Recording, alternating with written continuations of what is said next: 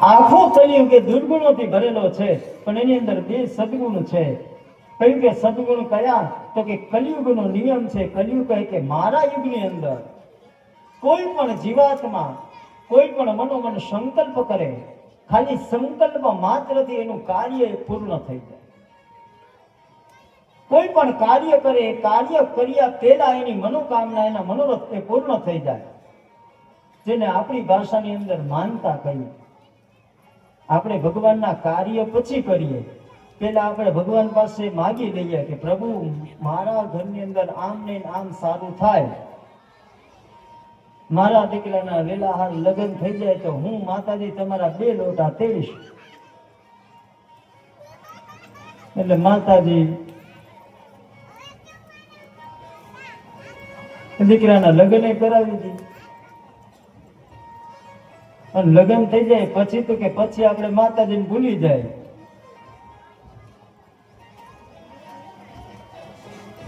કલિયુગનો પહેલો નિયમ છે, પહેલો સદગુણ છે કે તમે ફલ પહેલા પ્રાપ્ત કરી લ્યો, ફલ પહેલા મળે પછી તમે સત્કર્મ કરો. અને બીજો સદગુણ એ છે કે આખું જીવન કદાચ ભગવાનનું નામ ન લીધું હોય અને અંત સમયે 2 ઘડી પણ પરમાત્માનું નામ યાદ આવી જાય તો પણ મનુષ્યને મોક્ષની ગતિ પ્રાપ્ત થાય.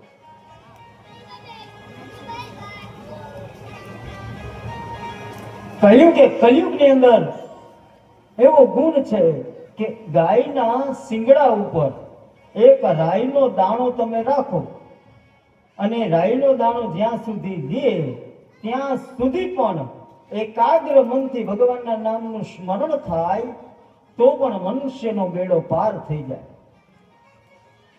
હવે એ રાઈનો દાણો કેટલી વાર ટકે? એટલી ક્ષણ પણ કલિયુગ કહે કોઈ ભગવાનનું નામ લેશે તો એને મોક્ષની ગતિ પ્રાપ્ત થશે. પરીક્ષિત કહે તો તારાથી શ્રેષ્ઠ યુગ બીજો કોઈ નહીં, કારણ કે સતયુગની અંદર તો હજારો વર્ષ સુધી તપશ્ચર્યા કરે અને ત્યારે ભગવાન મળવા હોય તો મળે. અને આમાં તો આખું જીવન કદાચ નામ ન લીધું હોય, છેલ્લે ભગવાનનું નામ યાદ આવી જાય તોય મોક્ષ મળી જાય. આ તો સારું. પણ કલિયુગ મનમાં ને મનમાં કહે છે કે આખું જીવન જો હું ભગવાનનું નામ યાદ લેવડાવું તો ને, અને આખું જીવન જો ભગવાનનું નામ લીધું હોય ને તો છેલ્લે ભગવાનનું નામ યાદ આવે. નહીં તો મરા બોલાય પણ રામ રામ ન બોલાય. આખું જીવન રામ રામ કર્યું હોય તો જ છેલ્લે રામ યાદ આવે, નહીં તો પછી મરા એવું જ મનમાંથી બોલાય, એવું મોઢામાંથી બોલાય. પણ કલિયુગના 2 ગુણ જોઈ અને પરીક્ષિત રાજાએ કલિયુગને જીવનદાન આપ્યું. કલિયુગ કહે છે કે પ્રભુ મને રહેવા માટેના કોઈ સ્થાનો બતાવો. અને ત્યારે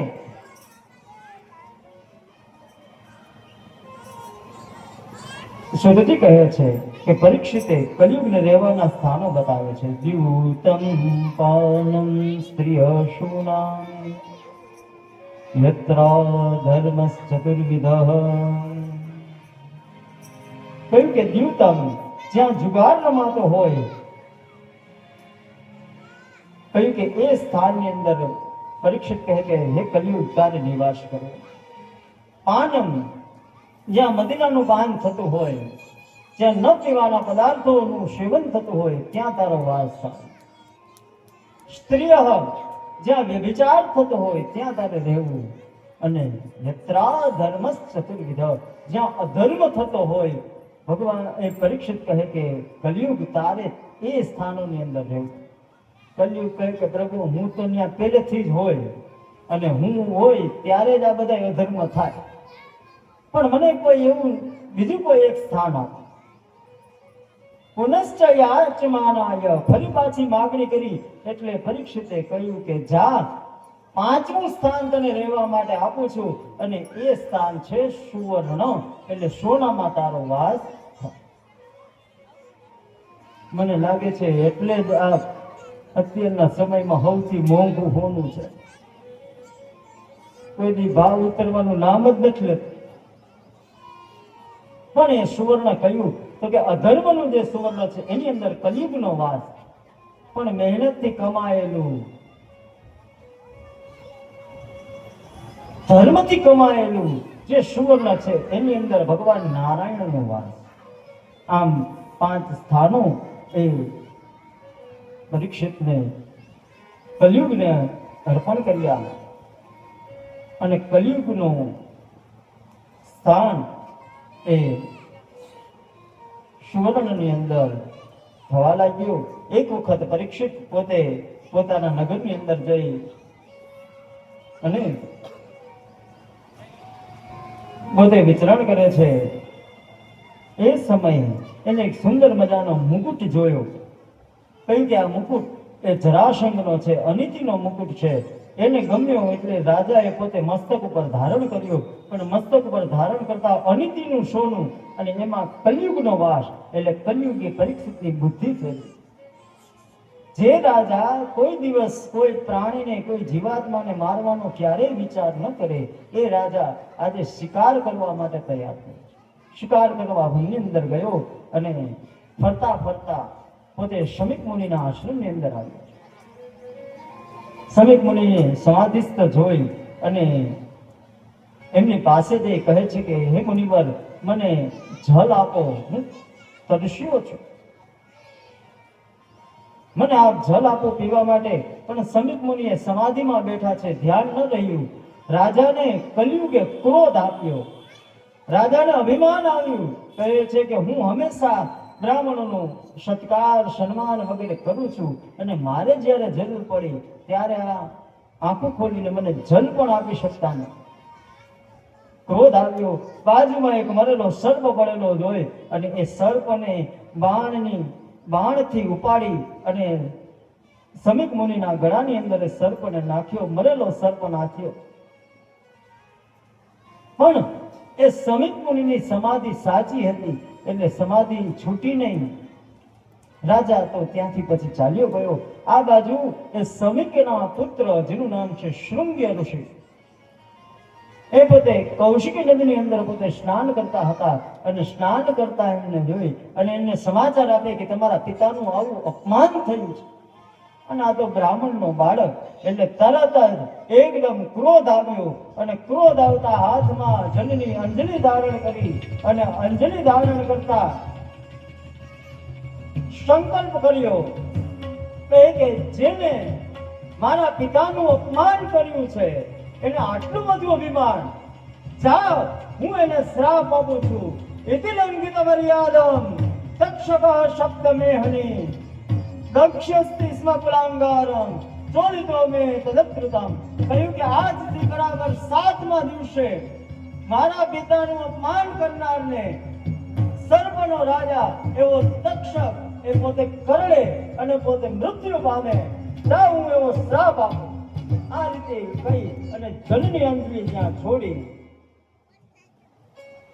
આ બાજુ એકદમ રડતા રડતા પોતે પોતાના આશ્રમની અંદર શૃંગ્ય ઋષિ પોતે આવ્યા અને પોતાના પિતાની અંદર ખોળામાં માથું નાખી અને એકદમ રડવા લાગ્યા. રડતાની સાથે જ પિતાની સમાધિ છૂટી અને કહે છે કે શું થયું, બધું વૃતાંત બતાવ્યું. કહ્યું કે રાજા આવ્યા, એમને તમારા ગળાની અંદર મરેલો સર્પ નાખ્યો અને મેં એને શ્રાપ આપ્યો કે આજથી 7મા દિવસે તક્ષકના કરડવાથી તમારું મૃત્યુ થશે. શમીક મુનિએ કહ્યું કે બેટા, તમે જેને શ્રાપ આપ્યો એ શ્રાપને યોગ્ય નહીં, એ તો વરદાનને યોગ્ય છે. કહ્યું કે તમે એને ઓળખતા નથી અને એને જે આવું કૃત્ય કર્યું છે એને પોતાની બુદ્ધિ પ્રમાણે નહીં પણ કલયુગના પ્રભાવથી એનાથી આ કર્મ થયું છે, એ નિર્દોષ છે. પણ શૃંગ્ય મુનિ કહે કે પિતાજી, હવે શ્રાપ તો અપાઈ ગયો, હવે એ પાછો ન આવી વળી શકે. કહ્યું કે શ્રાપ પાછો ન વળે પણ એમને જાણ કરો. થોડા શિષ્યોને પોતે મોકલ્યા. પરીક્ષિતને જઈને શિષ્યોએ જાણ કરી. કહ્યું કે શમીક મુનિના પુત્ર શૃંગ્ય ઋષિએ તમને શ્રાપ આપ્યો છે કે આજથી 7મા દિવસે તમારું મૃત્યુ થશે. આટલું જ્યાં સાંભળ્યું એટલે તરત જ પરીક્ષિતે વિચાર કર્યો, કહ્યું કે હવે મારે કેવલ મુક્તિ મેળવવી જોઈએ. હવે મારે આ બધું છોડી અને મને મુક્તિ કઈ રીતે મળે એ માર્ગ ઉપર હવે હું જઈશ. પોતાના પુત્ર છે જેનું નામ છે જન્મેજય, ઈરાવતીના પુત્ર એ જન્મેજયને પોતાનું રાજ્ય સોંપી અને પરીક્ષિત એ જ સમયે રાજ્ય ઇત્યાદિ બધું છોડી અને ભગવાનનું સ્મરણ કરતા કરતા ગંગાના તટ સુધી પોતે પહોંચ્યા છે. તેરી શરણ પ્રભુ તેરી શરણ, તેરી શરણ પ્રભુ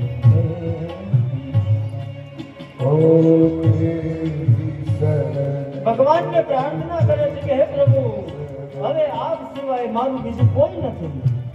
હવે કેવલ આપનું જ શરણ, આપ જ મને ઉગારો. પ્રભુ તેરી શરણ આયા, પ્રભુ તેરી શરણ મેં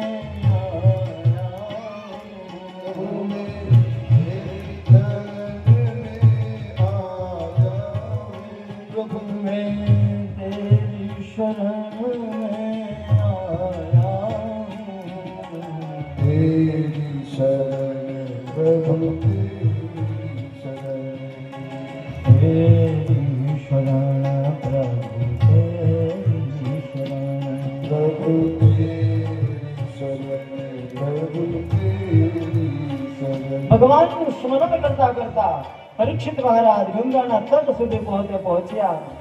ગંગાના તટે પહોંચતા બધા ઋષિમુનિઓને જાણ થવા લાગી કે અરે ભગવાનના પરમ ભક્ત પરીક્ષિતને શ્રાપ લાગ્યો છે અને 7 દિવસની અંદર પરીક્ષિતનું મૃત્યુ થવાનું.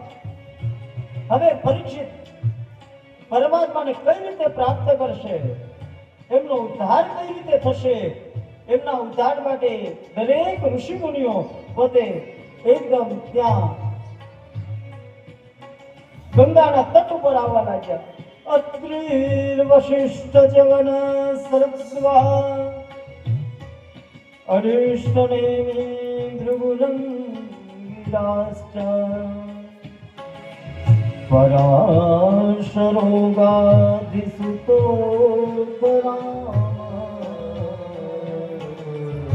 ઉત્તત્ય ઇન્દ્ર પ્રમેદમમા પવન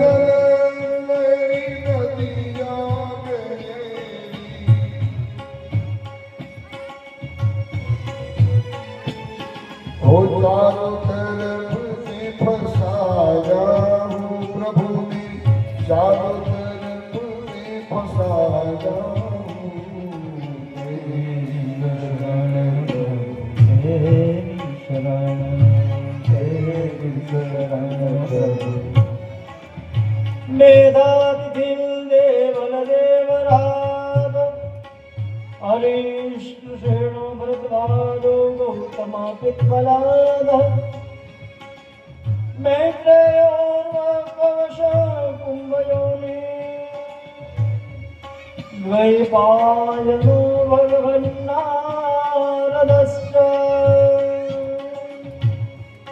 અત્રિ વશિષ્ઠ ચ્યવન સનદ્વાજ અરિષ્ટનેમિ ભૃગુ અંગિરા પરાશર આ બધા એક પછી એક પોતાના શિષ્યોને લઈ અને પોતે ગંગાના તટ ઉપર આવ્યા છે.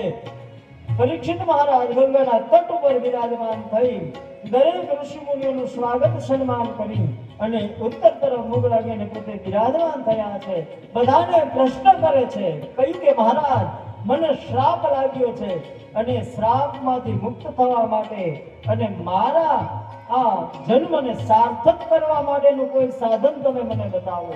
બધાએ એક સાથે એકી અવાજે કહ્યું કે પરીક્ષિત, તમારે મોક્ષની ગતિ જો પ્રાપ્ત કરવી હોય તો આ ખાલી 7 દિવસની અંદર એક જ ઉપાય છે અને એ છે શ્રીમદ ભાગવત. અને એ પણ સુખદેવજી એ સ્વયં પોતે અહીં આવી અને તમને શ્રીમદ ભાગવતનું કથા તમને કહે, શ્રીમદ ભાગવતનું કથન કરે તો તમને 7 દિવસની અંદર મોક્ષની ગતિ પ્રાપ્ત.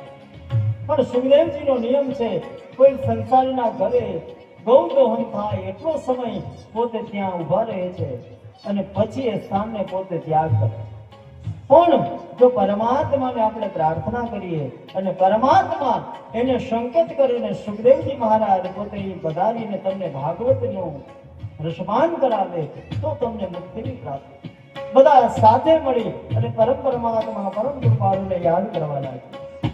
તેરી શરણ પ્રભુ તેરી શરણ તેરી શરણ પ્રભુ તેરી શરણ પ્રભુ તેરી શરણ में आया प्रभु मैं तेरी शरण में आया हूँ.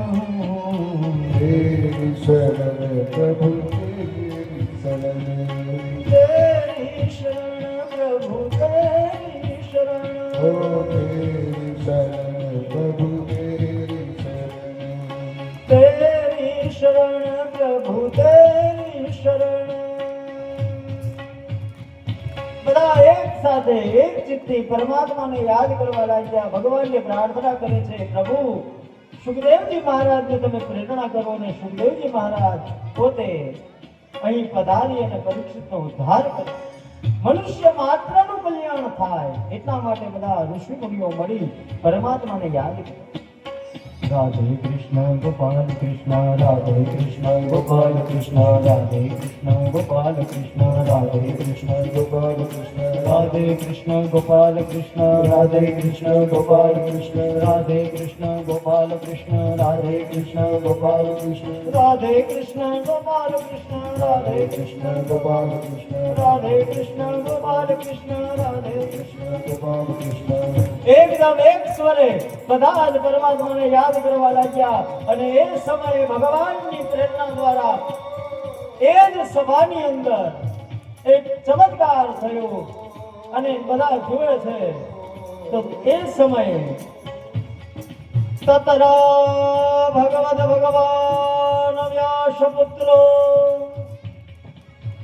યદૃચ્છયા ગામડમાનો નપેક્ષ अलक्षलिंगो निजलापतुष्टो वृतस्य बाले अवधूतवेश. राधे कृष्ण गोपाल कृष्ण राधे कृष्ण गोपाल कृष्ण. अवधूत वेशने धारण કરી જેના વિશાળથી વસ્ત્રો જેને ધારણ કરેલા છે, મુખની અંદર ભાગવતીના એક શ્લોકો ગુંજી રહ્યા છે અને એ સમયે સુતજી કહે છે, ત્વંગયાષ્ટવર્ષ સુકુમાર પાદ કરોરુભાવં શકપોલગાત્રં ચાર્વાયતાક્ષોન્ન સતુલ્યપર્ણો શુભ્રવાનલં કંબુસુજાતકંઠં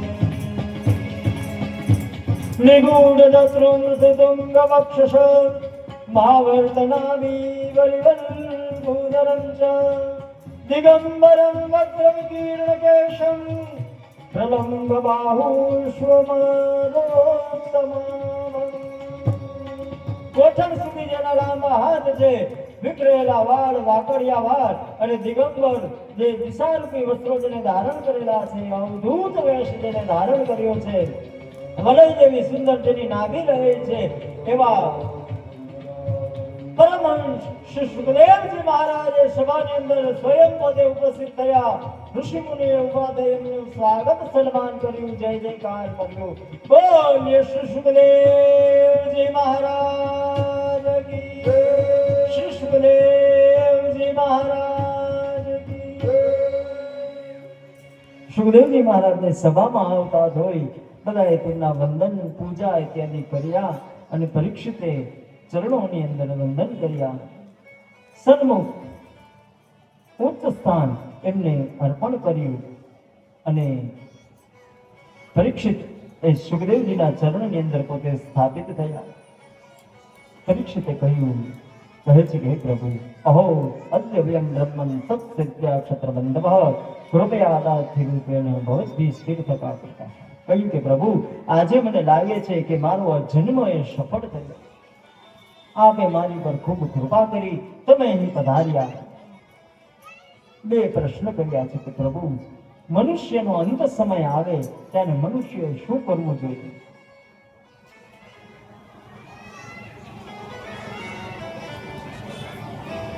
અને મનુષ્ય માત્રનું કલ્યાણ શેમાં રહેલું છે? આવા બે પ્રશ્ન પરીક્ષિતે સુખદેવજી મહારાજને પૂછ્યા અને સુખદેવજી મહારાજ એનું જવાબ આપે પણ એ પહેલા વ્યાસજીએ અહીં ભાગવતના પ્રથમ સ્કંદ અધિકાર લીલાને અહીં પૂર્ણ કરતા કહ્યું છે. શ્રીમદ ભાગવતે મહાપુરાણે વૈયાશક્યામ અષ્ટાદશ સહસ્રાયામ પારમંશ્યાયામ સંહિતાયામ પ્રથમ સ્કંદે શુકાગમનમ નામ એકોનવિંશોऽધ્યાય. પ્રથમ સ્કંદ શ્રી રાધા કૃષ્ણ ચરણ કમલાભ્યો નમો નમઃ. બોલ્ય ભાગવત ભગવાન કૃષ્ણ કનૈયા. આગળ સુખદેવજી મહારાજ કથાનું વર્ણન કરીને પોતાનું વક્તવ્ય શરૂ કરે. એક બીજા સ્કંદની અંદર કથાઓ બતાવી પણ અત્યારે હવે સમય સાવધાન કરે છે એટલે આવો આજની કથાને આપણે ભગવાનના શ્રી ચરણની અંદર સમર્પિત કરતા આવતીકાલે સવારે 9 વાગ્યે ફરી પાછા કથાની અંદર આપણે સૌ મળી અને સુખદેવજી દ્વારા વર્ણવિત એ શ્રીમદ ભાગવતનું રસપાન આપણે સૌ કરીશું. ત્યાં સુધી આવો હવે 2 મિનિટ ભગવાનનું નામ સંકીર્તન કર્યા બાદ ભગવાનની આરતી પૂજા કરી અને બધાને વિનંતી કે એટલું બધું પણ મોડું નથી થયું, હજુ તો 7 જ વાગ્યા છે એટલે બધા ભગવાનની આરતી અને પ્રસાદી લઈને બધા જજો. એટલે બધાને વિનંતી કે કોઈ આરતી પ્રસાદ લીધા વગર કોઈ જાય નહીં.